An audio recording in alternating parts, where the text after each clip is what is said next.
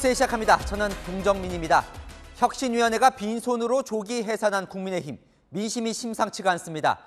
오늘 나온 여론조사에서 이 정부를 견제하기 위해 야당 후보가 많이 당선돼야 한다는 견제론이 50%를 넘어 올해 최고치를 기록했습니다. 자, 최근 들어 메가시티 정책, 혁신위원회, 한동훈 장관 차출설까지 쓸 수 있는 카드를 총동원했는데 별 소용이 없었던 거죠. 대통령과 여당 지지율은 10개월째 30%에 갇혀 반등하지 못하고 있습니다. 우리는 수도권 포기 집권 정당, 수포당이냐?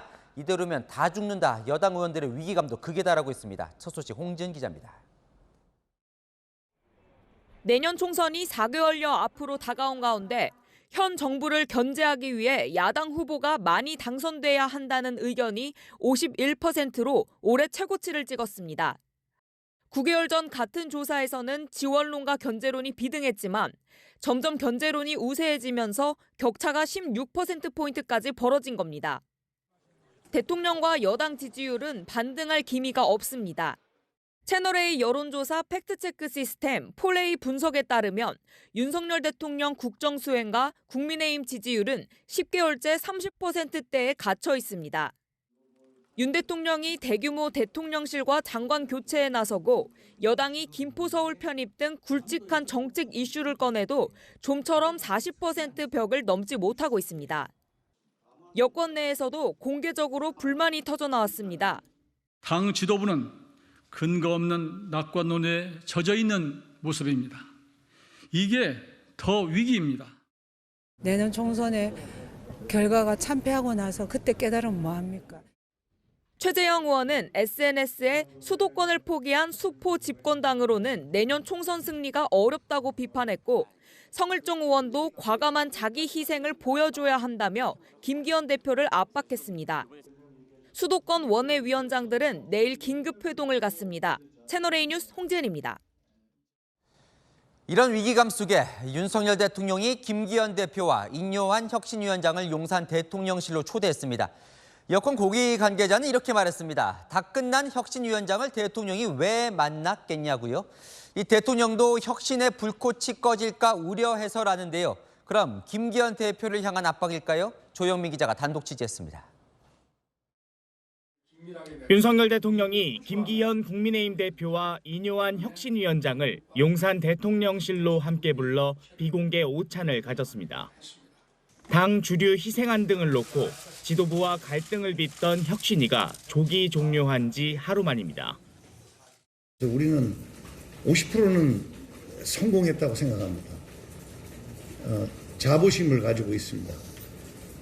나머지 50%는 맡기고 당에 맡기고 기대를 하면서 조금 더 기다리겠습니다. 윤 대통령은 인 위원장에게 그동안의 혁신위 활동을 격려한 것으로 전해졌습니다. 대통령실 내부에서는 오늘 만남을 두고 당의 변화가 필요하다는 대통령의 의중을 드러낸 것이라는 이야기가 나옵니다. 여권 고위 관계자도 진즉에 가지려던 자리를 활동이 끝날 때까지 기다린 것이라며 혁신위원장을 만나는 것 자체가 메시지 아닌가라고 말했습니다. 여권 내 총선 위기론이 확산되는 상황에서 변화 없이 총선을 맞이할 수 없다는 의식이 깔린 대통령의 초대라는 겁니다. 다만 대통령은 속도 조절이 필요하다는 김 대표 의견에도 공감하는 것으로 알려졌습니다. 대통령실 고위 관계자는 혁신안이 받아들여졌을 때 가장 감동이 클 수 있는 시기라는 것도 있을 수 있지 않겠는가라고 전했습니다. 채널A 뉴스 조영민입니다. 여당이 첫 번째 인재로 영입한 명단을 발표했습니다. 젊은 부모들에게 잘 알려진 소아과 의사, 이수정 교수 등이 포함됐는데요. 혁신위가 빈손에 채했다는 비판이 쏟아지는 상황에서 돌파가 가능할 만한 인재들일지 함께 볼까요? 이현재 기자입니다. 국민의힘이 내년 총선을 대비한 첫 인재 영입 인사 5명을 공개했습니다. 대중들에게도 잘 알려진 범죄 전문가인 이수정 경기대 범죄심리학과 교수, 이재명 민주당 대표의 대장동 의혹을 강하게 비판해온 구자룡 변호사, 육아 관련 베스트셀러 저자인 하정훈 소아청소년 개원의사회 부회장도 영입 명단에 포함됐습니다. 핵무기 개발 인력을 양성하는 평양 국방종합대를 졸업한 탈북민 출신 박충권 현대제철 책임연구원, 18년간의 보육원 생활을 마치고 자립준비 청년들을 도와온 21살 윤도현 자립준비 청년 지원 대표도 이름을 올렸습니다. 청년과 여성, 또한 아동, 탈북민 등 사회적 약자를 대변하고 국민안전, 보육 등 각종 분야에서 전문가로서 활발히 활동하면서 사회에 크게 기여하고 계신 분들로 당은 앞으로 매주 5명씩 영입한 인재를 발표할 예정인데 이 중 일부는 현역 의원을 교체한 자리에 투입하겠다는 방침입니다. 오늘 영입된 이수정 교수는 최근 경기 수원 출마를 선언했습니다. 오늘 발표하신 분들 중에 몇 분은 지역구에 나가서 출마하실 분이 있습니다. 국민의힘 지도부는 혁신위 조기 종료로 비판이 쏟아지자 일정을 앞당겨 영입 인재를 발표했습니다. 민주당도 다음 주 첫 영입 인사를 발표합니다. 채널A 뉴스 이현재입니다.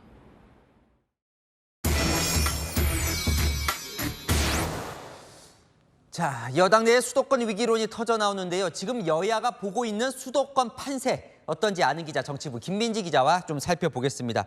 여기저기서 판세 분석이 나오는 것 같습니다. 여야 자체적으로요. 네, 아직 후보가 정해져 있지 않아서 좀 정교하지는 않지만요. 총선을 앞두고 여야 모두 분석에 한창입니다.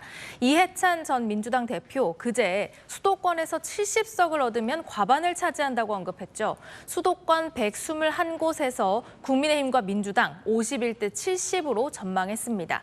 국민의힘 내부에서 분석한 자료를 저희 채널A가 입수해서 봤는데요. 수도권에서 국민의힘이 겨우 27석을 얻는다고 보더라고요. 오히려 당 내부에서는 더 박하게 보는 겁니다. 또 다른 언론 보도에서는 서울에서 단 6곳만 이긴다는 전망까지 나왔습니다. 여권으로서는 참 참담한 성적표죠.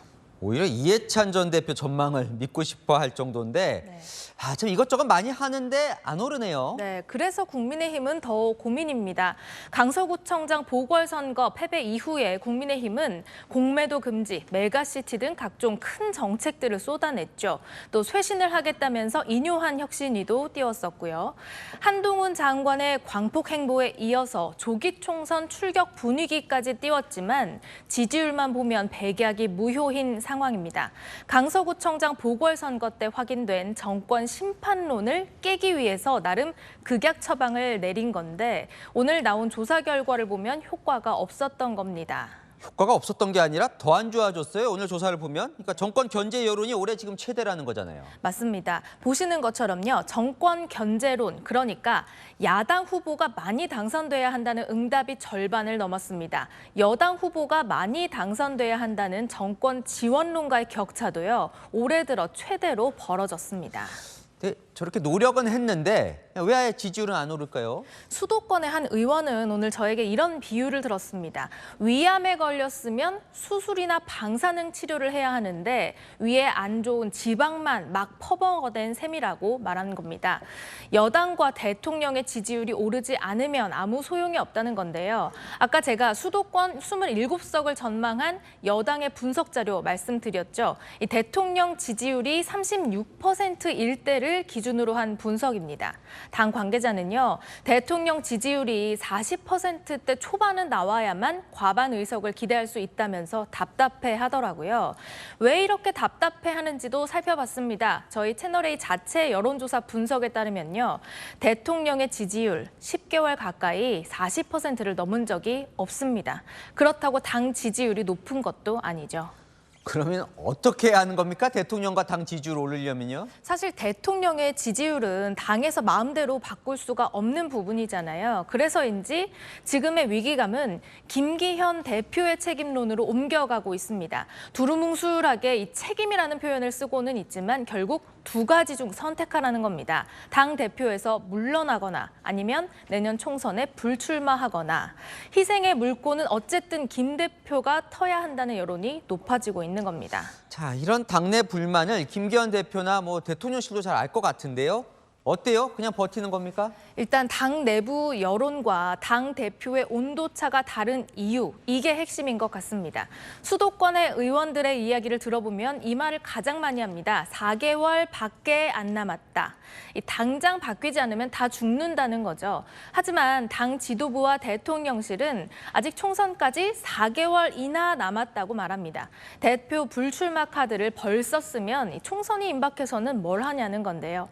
오늘 윤석열 대통령이 인요한 혁신위원장과 김기현 대표를 불렀으니 이 혁신의 온도 차이를 조율하는 이야기가 있었을 텐데요. 어떤 대책을 내놓을지 다음 주 지켜봐야 할 것 같습니다. 네, 지금까지 아는 기자 김민지 기자였습니다. 민주당도 총선 모드로 들어갔습니다. 다음 주 1호 청년 공약을 띄우며 2030 표심 잡기에 나서는데요. 월 20만 원만 내면 이 대학생들이 이용할 수 있는 공공기숙사 5만 호를 공급하겠다는 내용입니다. 김유빈 기자의 단독 보도입니다. 서울의 한 대학교 임금 원룸 밀집가. 이 지역 원룸들은 보증금 1,000만 원에 월세가 적게는 50만 원, 많게는 70만 원에 육박합니다. 한 학기에 평균 이제 월세로만 한 300만 원에서 400만 원 정도 나가고 있습니다. 사립대 중심 민자기숙사도 2인실 기준 월 40에서 60만 원의 비용 부담이 발생합니다. 더불어민주당은 내년 총선 청년정책 1호로 대학생 주거 안정정책을 꺼내들었습니다. 월세 20만 원 수준의 공공기숙사 5만 호를 수도권에 3만 호, 지방에 2만 호로 나누어 공급하겠다는 겁니다. 민주당 관계자는 공공부지를 활용해 연합기숙사를 리모델링하거나 신축할 계획이라며 주민 편의시설도 병행 설치하는 방안을 고민하겠다고 밝혔습니다. 공공기숙사 5만 호 공급은 문재인 전 대통령의 대선 공약이었지만 주민들과 집주인 등의 반대로 달성하지 못해 총선 승리 시 법안으로 다시 추진한다는 입장입니다. 사학진흥재단법에 따라 공공부지를 활용한다는 입장으로 소요 예산은 정부와 협의가 필요한 사항입니다. 민주당은 또 기숙사비 납부 시 카드와 현금 분할 납부가 가능하도록 법안 개정도 추진합니다. 민주당에 따르면 전체 기숙사의 64.2%는 현금 일시 납부만 가능하다며 카드 납부를 가능하게 하고 카드 결제 수수료도 재정 지원 조항을 신설하겠다는 계획입니다. 민주당은 다음 주 월요일 1호 정책 발표를 시작으로 매주 청년 정책을 발표할 예정입니다. 채널A 뉴스 김유빈입니다. 이낙연 전 민주당 대표, 오늘은 신당 창당 준비를 위해 도움닫기가 필요한 단계라고 말했습니다. 윤석열, 이재명 말고 새로운 선택지를 제시하는 게 정치 의무라는 말도 함께요. 자, 민주당 대표 전직 총리를 지냈는데 정말 창당을 하려는 걸까요? 배두원 기자입니다. 이낙연 전 민주당 대표가 신당 창당을 시사하는 발언 수위를 높였습니다. 이 전 대표는 오늘 한 언론 인터뷰에서 우리 정치가 국민들에게 윤석열, 이재명 중 고르라는 시험 문제를 드리는 게 내년 총선까지 3년째라며 정답이 없다고 생각하는 국민들께 새로운 선택지를 제시하는 게 정치의 의무라고 말했습니다. 첫 공개 행보 당시 신당 창당 가능성을 열어둔 데서 더 나아간 겁니다. 여러 갈래의 모색이 있지요. 국가를 위해서 제가 할 일이 무엇인가 하는 것은 항상 골똘하게 생각하고 있습니다. 이 전 대표는 신당 창당 준비 작업을 지시했다는 언론 보도에 대해서도 도움닫기가 필요한 단계라며 부인하지 않았습니다. 당내 친명계를 중심으로 이 전 대표의 탈당, 신당 창당 가능성이 높지 않다는 관측을 잇따라 내놓자 의지를 드러냈다는 게 측근의 설명입니다. 하지만 나의 결심이 최종적으로 서야 한다며 여지는 남겼습니다.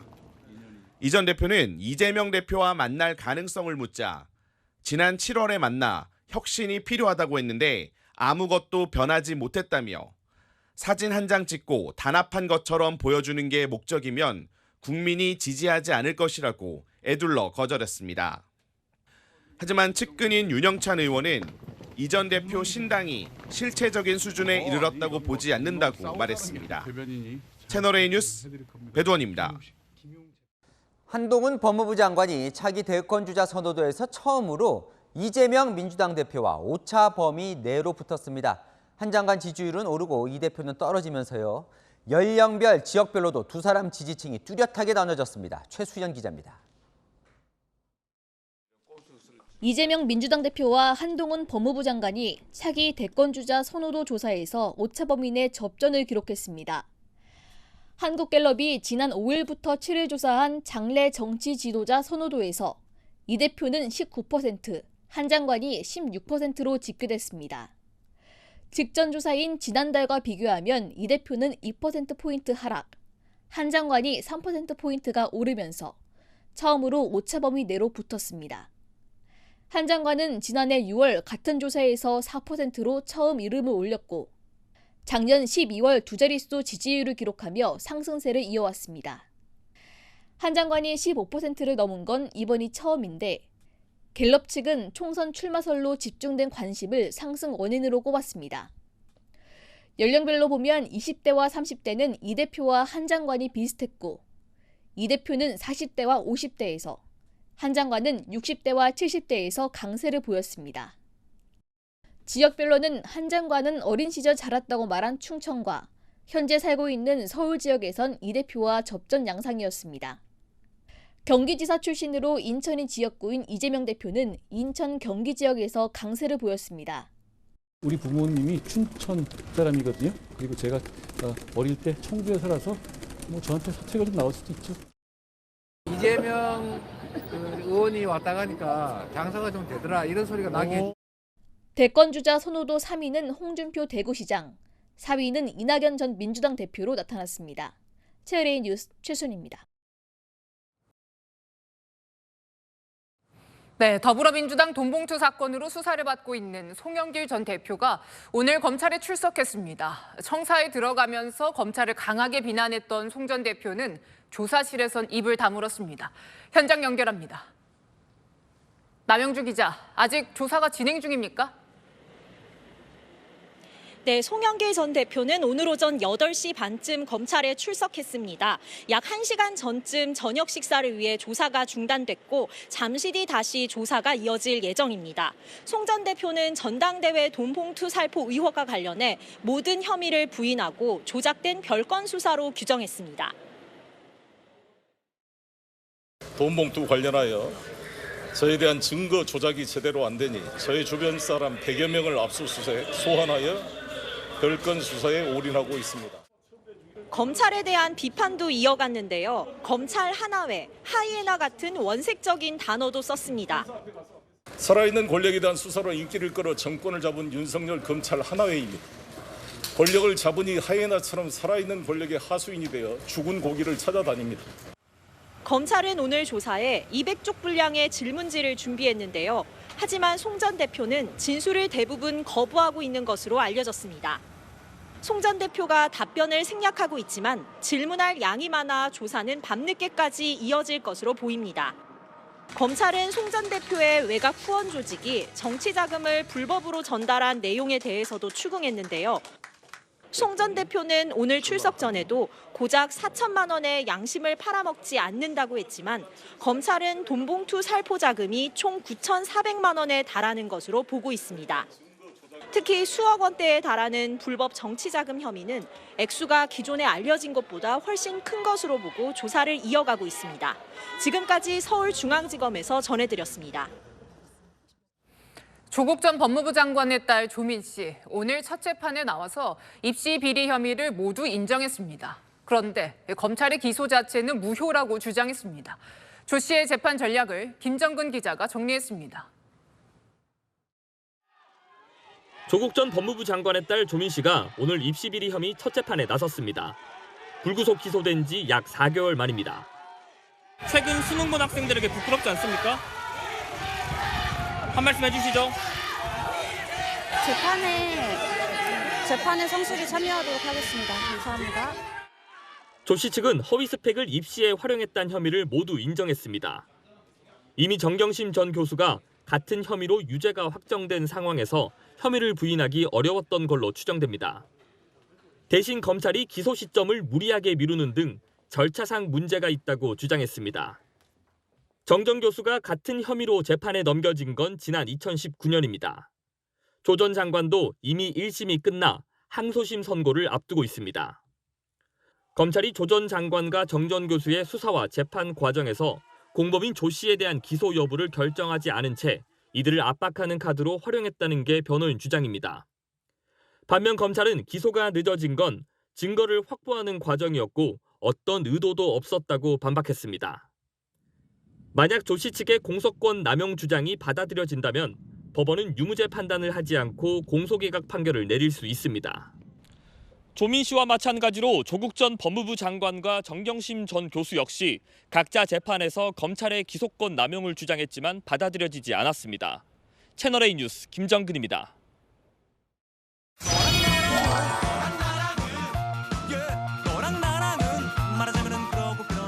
네, 윤수민 기자와 여랑야랑 시작합니다. 첫 번째 주제 보겠습니다. 그래요, 앞서 리포트에서 봤는데 송영길 전 대표 묵비권 행사 중이죠? 빈칸 뭡니까? 네, 소환하라더니 묵비권입니다. 송 전 대표의 검찰이 부르지도 않았는데도 이 2번이나 자진 출석하며 소환하라고 했었죠. 정작 불렀더니 오늘 종일 이 묵비권을 행사했습니다.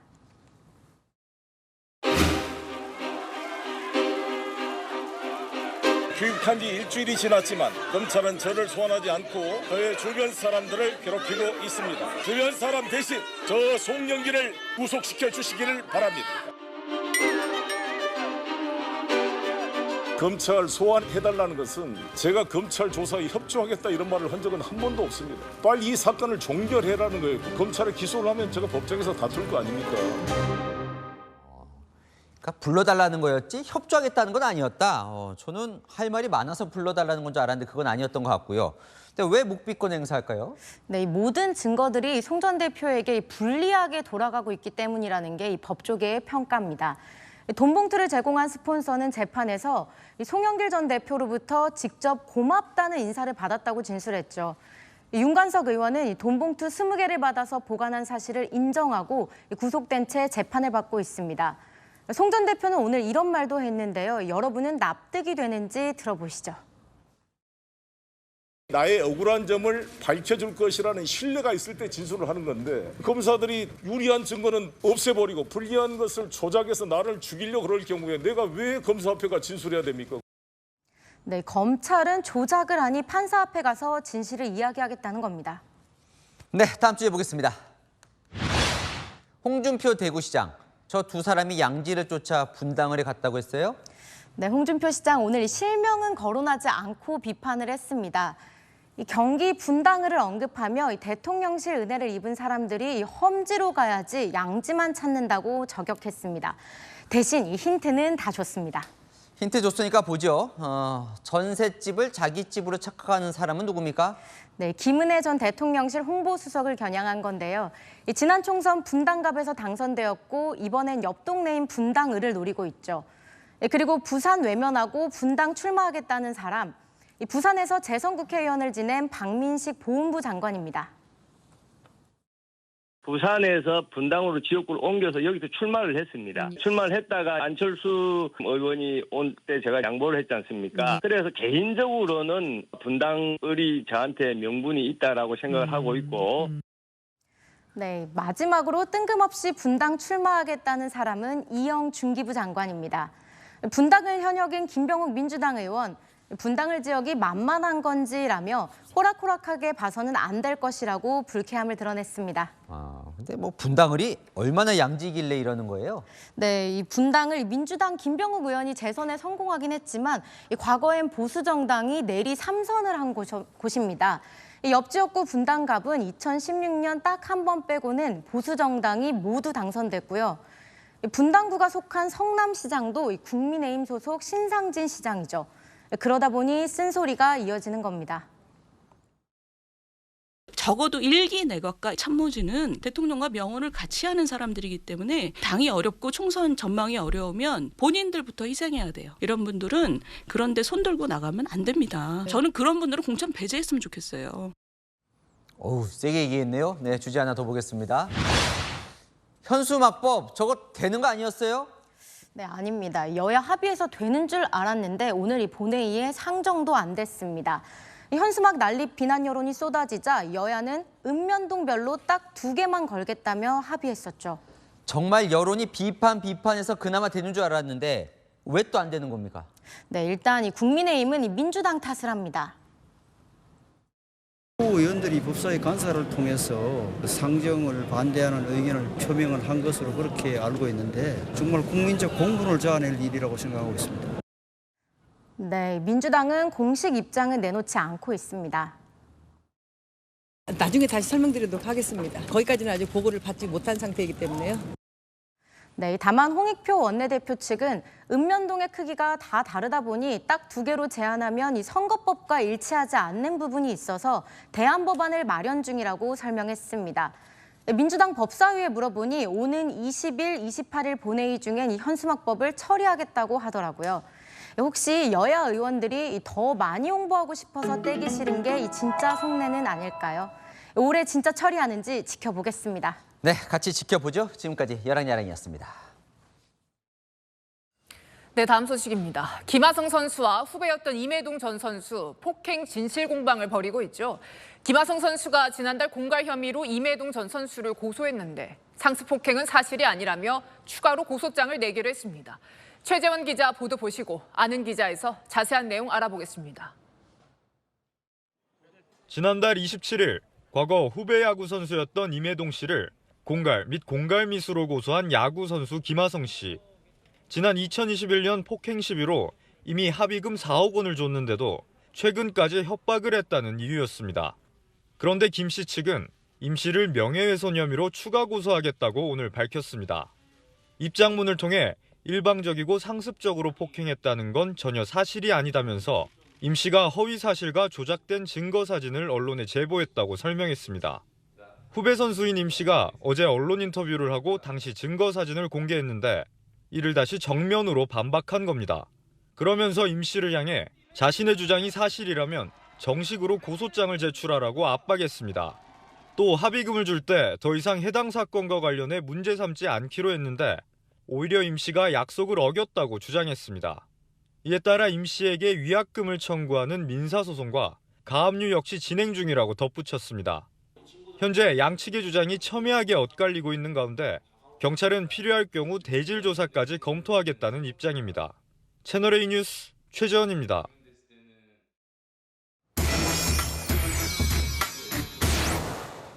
네, 두 사람의 진실 공방이 뜨겁습니다. 박건영 기자와 아는 기자로 좀 더 짚어보겠습니다. 박 기자, 김하성 선수가 추가 고소 계획을 밝혔습니다. 어쩌다가 법적 분쟁이 계속 이렇게 확대되게 된 겁니까? 네, 양쪽 취재를 해보면 서로 처음부터 이렇게까지 일을 키울 생각은 없었던 것 같습니다. 그간 일들을 잠시 짚어드리면요. 이 김하성은 2021년과 2022년 두 차례에 걸쳐서 4억 원 합의금을 건넨 걸로 알려졌습니다. 그 사이에 후배 임혜동 쪽에선요, 따로 문제 제기를 하진 않았었습니다. 일이 커진 건 올해 10월로 추정되는데요. 이 임혜동 쪽에서 말하기를 지난 10월에 김하성 측에 먼저 문제 제기를 했다고 합니다. 이 내용은 합의금 등에 대해서 함구하기로 했다, 이런 비밀 서약서를 썼는데 이걸 위반했다는 겁니다. 그러자 김하성 측에서도 참지 않고 법적 공방으로 확대된 거죠. 네, 그러니까 10월부터 문제가 된 건데 사실 두 사람은 엄청나게 친했던 사이 아닙니까? 네, 이 키움 히어로즈의 전신이었던 넥슨 히어로즈 때부터 둘이 1년차 선후배 사이였거든요. 이 포지션은 달랐지만 둘의 친분은 팬들도 다 알 정도였습니다. 근데 임혜동이 구단에서 방출된 뒤에도 관계를 둘은 계속 이어갔는데요. 2018년 무렵부터는 김하성의 매니저가 됩니다. 일거수일투족을 관리했던 매니저이기 때문에 많은 부분을 서로 공유했을 걸로 보이고요. 많은 사태를 거쳐서 이제는 나는 김하성과 철저한 갑을 관계였다. 이게 바로 임혜동의 현재 주장입니다. 그러면 궁금한 부분이 진짜로 폭행이 있었던 겁니까? 여기서 조금 의견이 갈립니다. 방금 전 저희가 김하성 측과 통화를 했는데 당시에 다툼이 있었다, 2021년 당시에 다툼이 있었다는 건 인정했습니다. 다만 이게 일방적이거나 또 상습적인 폭행이 절대 아니었고요. 오히려 지속적인 협박에 합의금을 줄 수밖에 없는 상황이었다, 이렇게 밝혔습니다. 또 이 선수 생활에 좀 지장이 생길 걸 우려했다는 건데요. 반면 임혜동 측에서는요, 이 변호인이 2018년에서 2021년 사이에 상습적으로 폭행과 폭언이 있었고요. 이 증거들을 일부 제시했기 때문에 합의금을 받았다, 이렇게 주장하고 있습니다. 네, 그렇게 합의금을 주고 받았는데 왜 지금 와서 다시 문제가 되고 있는 거죠? 결국 문제가 되는 건 조건 때문인데요. 이 합의금을 건넬 때 맺은 조건을 어겼다는 겁니다. 이 임해동 측 변호인은 외부로 이 사건을 발설하지 않겠다 이 약속을 어기고 김하성이 지인들에게 험담을 하고 다녔다 이렇게 주장하고 있습니다. 이게 임해동이 먼저 문제 제기를 한 이유고요. 반면 이 김하성 측에서는 더 이상 연락하지 않고 피해를 안 준다 이렇게 서약을 했는데 이를 어겼다는 입장입니다. 그래서 오늘 약속을 어겼으니까 합의금을 다시 돌려달라 이런 소송까지 했다고 발표한 겁니다. 네, 그렇군요. 마지막으로 하나 더 짚어볼 부분이 지금 증거 조작 논란까지 나왔어요. 네, 임해동 측에서 어제 언론을 통해서 공개한 사진 중에 일부가 조작된 증거라는 게 김하성 측 주장입니다. 가족에게 폭행당한 사진을 김하성 폭행으로 둔갑시켰다는 건데요. 이 임해동은 일부 잘못 전달된 사진이 섞여 있던 건 맞다 이렇게 인정은 했지만 얼굴 부위 상처 사진이 있었어요. 이 사진은 김하성의 폭행 증거다 이 입장은 고수하고 있습니다. 또 공개한 사진 외에도 폭행 사실을 입증할 녹취록, 대화 내용 이런 등 결정적인 자료가 많다 이렇게 덧붙이고 있는데요. 결국 임해동 측도 맞대응할 것으로 보입니다. 다음 주쯤에 폭행 혐의로 김하성을 고소하고 갖고 있는 증거를 제출하는 방안을 검토 중이라고 밝혔습니다. 이 진실 공방이 결국 길어질 걸로 보입니다. 네, 문화스포츠부 박건영 기자와 아는 기자였습니다. 야산에서 트럭이 절벽으로 추락했습니다. 도로를 지나던 차량은 간발의 차이로 화를 피했는데요. 다급하게 차를 세운 차량 운전자들이 화물차 기사를 구했습니다. 조현진 기자입니다. 차량 통행이 뜸한 산간도로. 야산 위에서 목재를 실은 파란색 화물차가 30m 아래 도로로 추락합니다. 아래엔 검은색 승용차가 보입니다. 승용차는 간발의 차이로 화물차와 충돌은 피한 대신 화물칸에서 쏟아진 목재들과 부딪힙니다. 목재들이 도로에 나뒹굴며 지나가던 차량들은 다급히 멈춰섭니다. 조금만 늦었어도 그대로 화물차에 깔릴 뻔한 아찔한 상황이었습니다. 이거 산에서 떨어졌어 방금. 다급히 차를 세운 주변 차량 운전자들은 추락한 화물차 기사의 안전부터 챙겼습니다. 엄청 아파하셨거든요. 그래서 저랑 이제 다른 분이 계속 의지 잃지 말라고 막 옆에서 소리치고 막. 또 다른 시민들은 도로에 흩어진 목재들을 주워 옮겼습니다. 구급차가 진입할 길을 터주기 위해서입니다. 또 뭐 기름도 새고 이래가지고 혹시나 폭발 위험이 좀 있을까 봐 많은 분들이 좀 근처에 못 가셨는데 다행히도 그냥 다 가시더라고요. 다 남일처럼 생각 안 하시고 하셔가지고. 이 사고로 70대 화물차 기사와 승용차에 동승했던 60대 여성이 병원 치료를 받았습니다. 다행히 두 사람 모두 생명엔 지장이 없는 것으로 전해졌습니다. 경찰은 도로 옆 야산에서 작업 중이던 화물차가 추락한 이유를 조사 중입니다. 채널A 뉴스 조현진입니다. 시청자의 제보로 만드는 뉴스입니다. 제품 불량인데 교환하려면 돈을 더 내라. 수리 맡기려면 기다려라. 이런 명품 브랜드의 실태 전해드렸었는데요. 이번엔 공식센터에 수리를 맡겼더니 가방에 얼룩이 지고 흠집이 생겼습니다. 제보가 뉴스다. 김승희 기자입니다. 수리가 끝나고 돌아온 프라다 가방입니다. 뒷면엔 기다랗게 흠집이 생겼고 바닥엔 얼룩이 선명합니다. 지난달 이모 씨는 구입한 지 2년도 안 된 320만 원짜리 프라다 가방끈에서 본드가 올라오자 본사를 통해 수리를 맡겼습니다. 변색 우려가 있어 불량 여부만 확인하려 했는데 직원 권유에 가방을 맡겼습니다. 놀랍다고 사실 정말 깨끗하게 써서 보낸 가방을 까먹은 물 묻혀오고 흠집을 내놓고. 수리를 마치고 돌아온 제품이 오히려 더 망가진 겁니다. 프라다 측은 AS는 공식 센터를 통해서만 진행한다고 밝혔습니다. 수리업체를 보내는 건 아니고 저희가 공식적으로 진행하는 센터가 별도로 있습니다. 그러면서 제품 하자는 수리 과정에서 발생한 건지 확인할 수 없단 말만 되풀이합니다. 언박싱하는 순간부터 다 찍어놨는데 소비자로서 그거를 증명할 수 있는 방법이 아예 없는 것 같아요. 공식 서비스마저 믿을 수 없는 소비자들은 답답하기만 합니다. 채널A 뉴스 김승희입니다. 봄 같은 하루였습니다. 꽃도 계절을 착각해서 제주에서는 철쭉이 피었는데요. 오늘 경주와 군산의 기온은 20도를 웃돌았습니다. 한겨울의 봄 날씨, 이유는 무엇이고 또 언제까지 지속되는지 이혜주 기자가 취재했습니다. 자줏빛 철쭉이 활짝 피어있는 12월. 때 아닌 봄 날씨에 4월에나 필 법한 철쭉이 고개를 들었습니다. 주변 공원에는 반소매 차림을 한 채 농구 경기에 빠졌습니다. 원래 12월에는 농구도 잘 못하는데 이렇게 따뜻하게 잘 나와서 할 수 있어서 좋은 것 같아요. 평일 낮이지만 부쩍 산책에 나선 시민들이 많습니다. 오늘 서울 기온 최고 16.8도까지 올라 아침에 입고 나온 패딩이나 코트는 어느새 손에 들려 있습니다. 쓰고 있던 겨울 모자를 부채질하는 모습도 포착됐습니다. 12월 겨울철 기온이 20도 가까이 오르며 때 아닌 봄 날씨입니다. 시민들의 옷차림도 하루 만에 부쩍 가벼워졌습니다. 날씨 딱 좋은데요? 한 3, 4월 날씨? 추울 때 이렇게 그러니까 무난하게 걸칠 수 있는 거하고 안에는 아무것도 안 입고 그냥 반팔 입고 왔어요. 이미 장롱에 넣어놓은 철진한 옷을 다시 꺼냈습니다. 주로 가을이나 봄에 꺼내 입긴 하는데 근데 이거 입었는데도 좀 더운 것 같아요. 오늘 경주 기온이 최고 20.9도, 군산 20.5도, 제주도 22.2도까지 올라 평년 수준을 많게는 10도 이상 웃돌았습니다. 지금 우리나라 북쪽엔 저기압, 남쪽엔 따뜻한 기운의 이동성 고기압이 자리해 있습니다.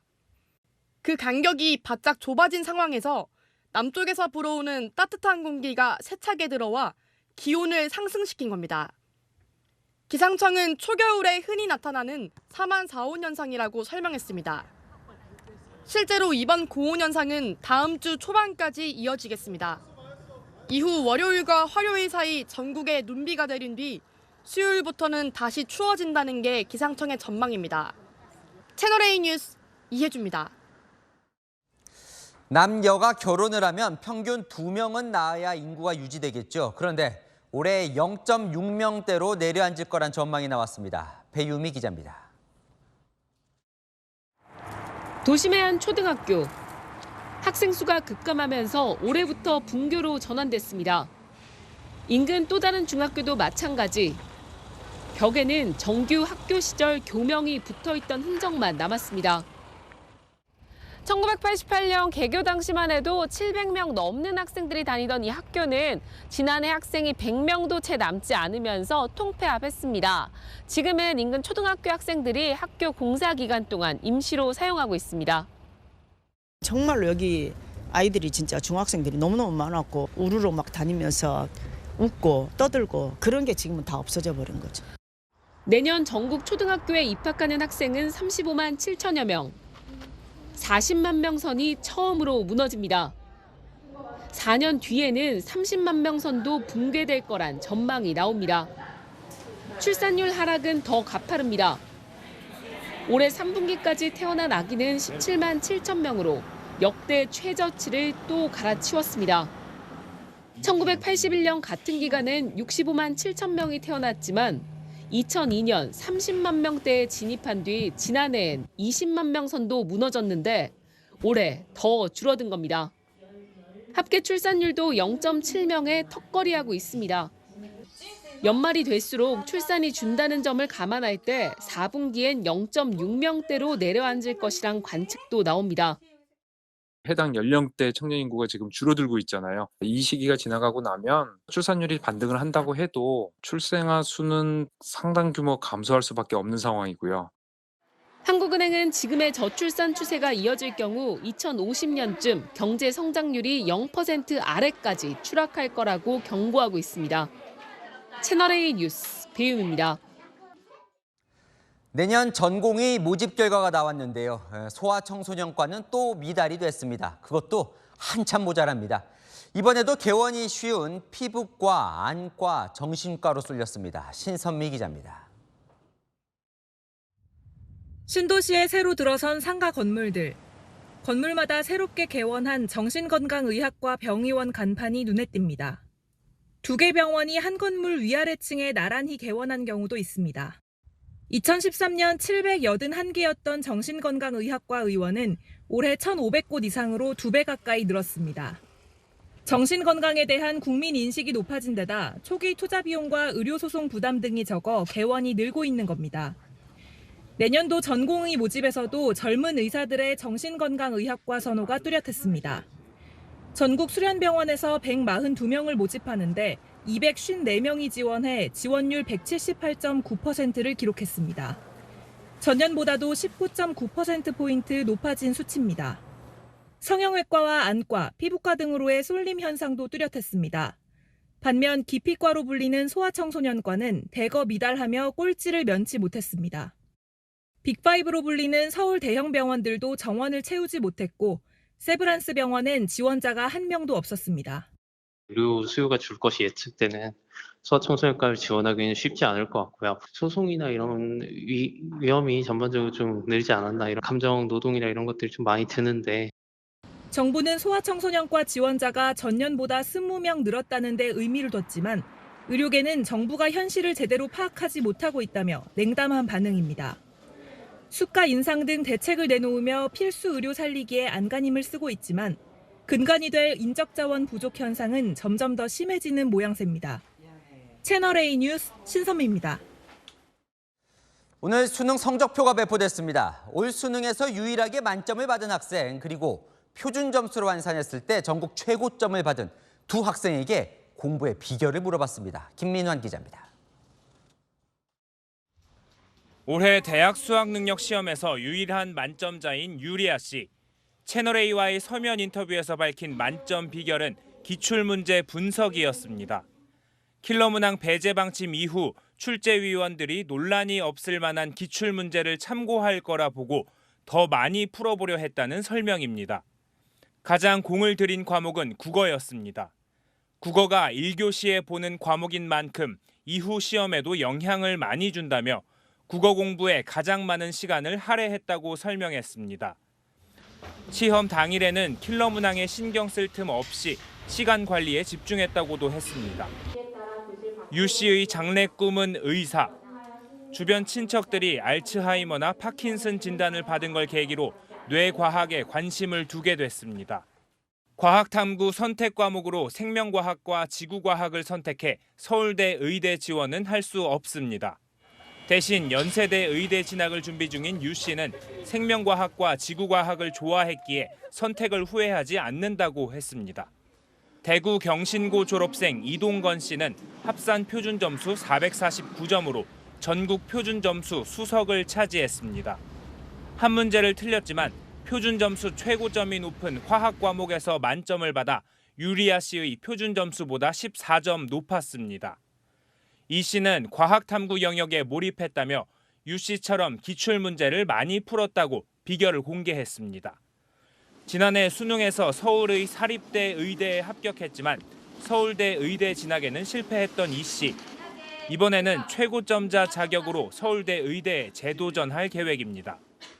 고통 겪는 사람들을 돕는 의사가 되겠다는 게 이 씨의 포부입니다. 채널A 뉴스 김민환입니다. 최근 재계 정기 임원 인사가 한창 진행 중입니다. MZ세대인 오너 3세, 4세들이 대거 등판했습니다. 신선미 기자입니다. 신동빈 롯데그룹 회장의 장남 신유열 상무가 최근 전무로 승진했습니다. 1986년생인 신 전무는 우리 나이로 37세. 지난 9월 신 회장의 베트남 출장에 동행하며 경영 보폭을 넓혔습니다. 영어에도 능통해 신사업 발굴 임무를 맡았습니다. 최근 주요 그룹 인사에서 3040 세대 오너가 3, 4세가 경영 전면에 나섰습니다. 한 조사에 따르면 국내 100대 그룹 총수 일가의 경영인들은 평균 30대 초중반에 임원을 다는 것으로 나타났습니다. 주요 해외 사업을 총괄하는 현대가 3세 정기선 HD 현대 사장은 지난달 부회장이 됐습니다. 앞으로도 여러 가지 이제 미래 사업도 같이 하자고 논의가 있었습니다. 김승현 한화그룹 회장 3남, 김동선 한화갤러리아 전략본부장도 지난달 부사장이 됐습니다. 김 부사장은 햄버거 재료 산지를 직접 방문하고 홍콩으로 요리 실습을 나가는 등 현장 행보에 집중하고 있습니다. 최태원 SK그룹 회장의 장녀 최은정 본부장은 어제 그룹 내 최연소 임원이 됐습니다. 허창수 GS그룹 명예회장의 아들인 GS건설 허윤홍 사장은 최근 대표이사를 맡았는데 철근 누락 사태로 떨어진 회사의 위상을 되살려야 한다는 과제를 떠안았습니다. 기업들이 앞다퉈 MZ세대인 오너가 3, 4세들의 힘을 싣는 건 대내외 위기 속에서 책임 경영을 강화하기 위한 의도로 풀이됩니다. 채널A 뉴스 신선미입니다. 정부가 층간소음 대책을 내놓습니다. 기준을 맞추지 못하면 아파트 준공 승인을 내주지 않기로 했습니다. 안건우 기자입니다. 발길질을 하는 여성. 층간소음에 화가 난 아래층 이웃입니다. 층간소음으로 이웃을 숨지거나 다치게 하는 5대 강력범죄는 2016년에 10배로 늘었습니다. 이에 지난해 국토교통부는 아파트를 준공한 뒤 층간소음 기준에 미달하면 보완 또는 손해배상을 하라는 대책을 발표했습니다. 하지만 권고에 그쳤습니다. 저희들이 목표했던 것에 비해서 너무나 부족하고 국민들의 이로 인한 불편은 너무나 심각하기 때문에 국토부는 조만간 더 강한 대책을 내놓습니다. 기준에 미치지 못하면 다 지어도 준공 승인을 해주지 않는 겁니다. 그럼 입주 자체가 미뤄지게 됩니다. 기준은 무거운 물체를 떨어뜨렸을 때 충격음이 사무실 소음 수준인 49데시벨 이하, 바닥을 더 두껍게 설계해야 합니다. 벽을 두텁게 하는 문제 때문에 한층 정도 줄어들게 된다. 이거는 결과적으로 공사비 회수에 대한 문제가 될 것이고. 수도권 재건축 단지 4곳의 조합원에게 물었더니 모두 비용이 더 들거나 시간이 걸리더라도 필요한 대책이라고 말했습니다. 건설 비용이 조금 들더라도 혹은 준공하는데 조금 더 걸리더라도 그런 층간소음을 이제 아예 그냥 원천적으로 막을 수 있는 이런 제도는 꼭 필요하다고 생각합니다. 층간소음 기술을 통해 용적률 감소를 최소화하는 건 건설업계의 과제가 될 전망입니다. 채널A 뉴스 안건우입니다. 중국이 화학비료와 소화기 분말의 원료로 쓰이는 인산암모늄까지 수출 통제에 나섰습니다. 이 때문에 소화기 생산은 이미 차질을 빚고 있습니다. 홍진우 기자가 취재했습니다. 중국 화학비료업계 온라인 플랫폼 화학비료망에 올라온 글입니다. 국가발전개혁위원회가 최근 인산암모늄에 대한 수출 검사 중단을 결정했다는 겁니다. 자국 내 공급이 수요를 따라가지 못한다는 이유인데 검사 재개 시기는 공지하지 않았습니다. 인산암모늄은 이미 지난달부터 신규 수출 절차가 중단된 것으로 알려집니다.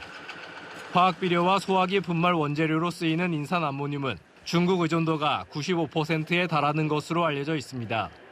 정부는 내년 5월까지 공급할 수 있는 인산암모늄 재고를 확보하고 있다며 수급엔 별 문제가 없다고 진화에 나섰습니다. 하지만 요소에 이어 또 다른 비료 원료마저 수출 통제되면서 농민들은 자칫 농업 생산 비용 부담이 늘어날까 걱정입니다.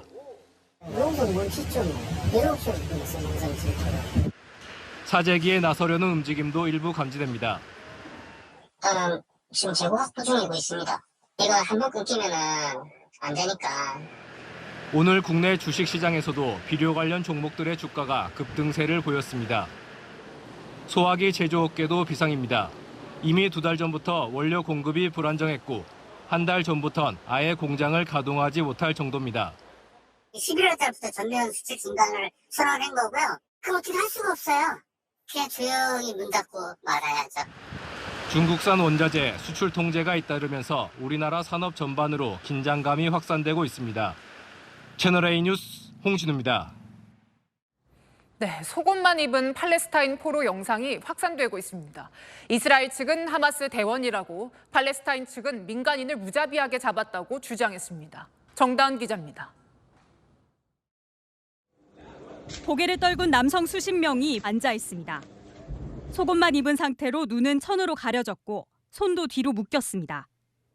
또 다른 영상에선 알몸 상태로 트럭에 실린 남성들이 어디론간 끌려갑니다.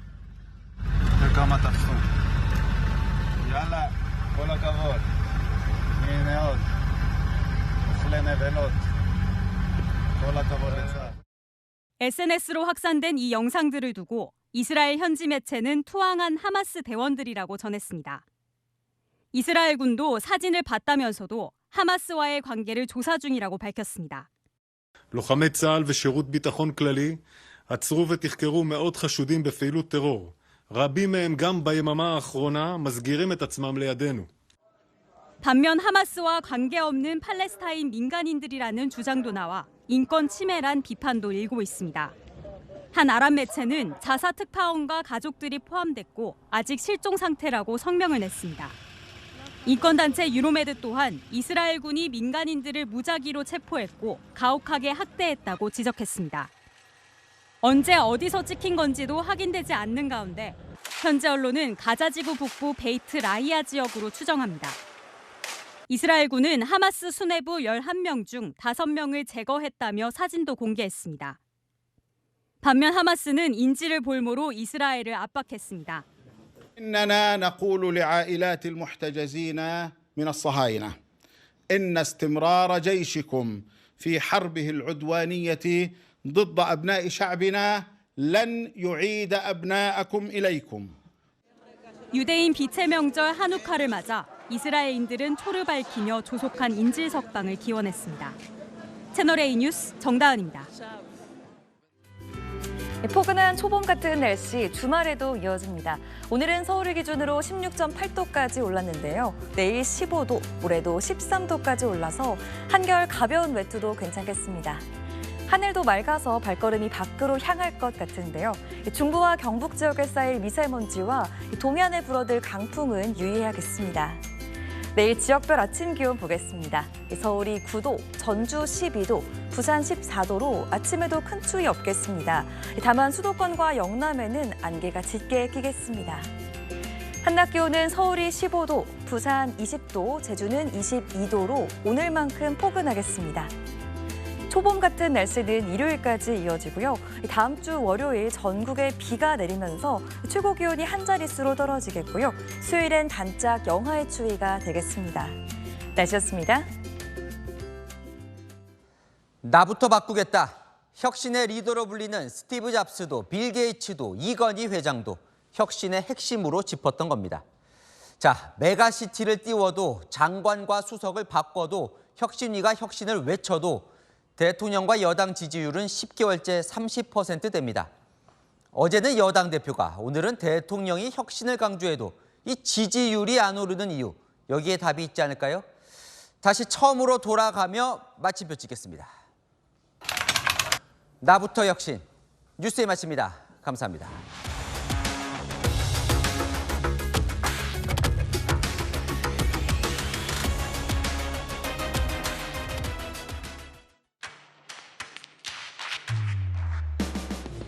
당신의 아침을 여는 보이는 라디오, 정치 시그널. 시사 보도의 최강자, 김진의 돌직구쇼. 돌직구쇼의 연장전, 더 남아. 생생한 뉴스 현장을 전한다. 뉴스의 라이브.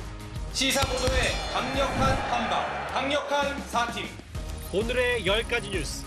대한민국 대표 뉴스쇼, 뉴스 탑10. 오전 8시부터 하루를 함께하는 채널A 시사보도 9월 4일부터 출격!